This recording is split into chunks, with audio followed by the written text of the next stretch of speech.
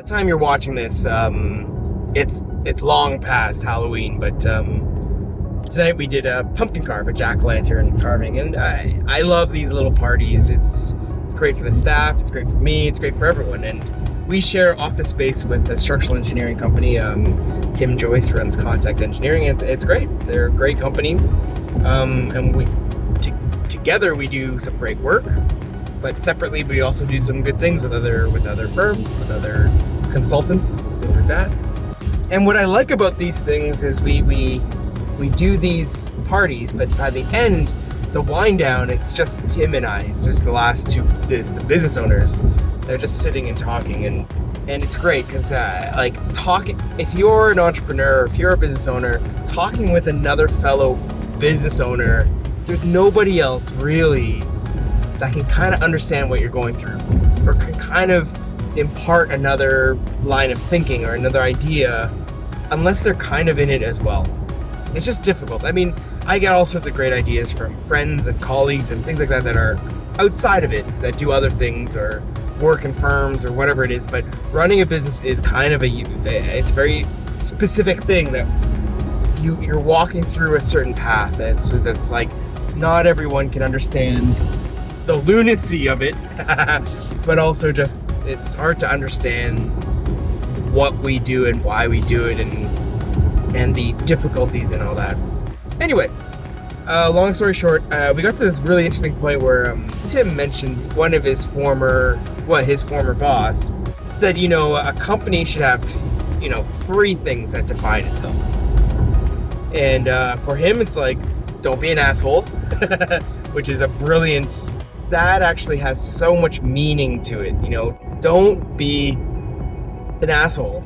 Be curious, and he had his 3 kind of bits, and then we started talking. It's like, what's mine? And on the spot, the first thing is joy. It's like the first thing I want our firm to be is fun, because so easy is it to suck the joy out of our work. It's so easy for a business to be not fun. And especially architecture, there's a lot of long nights, a lot of these things. And the joy aspect was not lost on me, but some of the previous firms I've worked at lacked that aspect of joy and took the work. I mean, it's serious. The work that we do is serious, but at the same time, it's artistry. And if you're not having fun, then what are we doing? Like, if the human imagination is not stimulating you, and there's no joy in it, what the hell are we doing? So that was my first one. The second one, on the spot was, I talked about it as architecture as service, providing a vision, blah, blah, blah, and then Tim was just like, vision.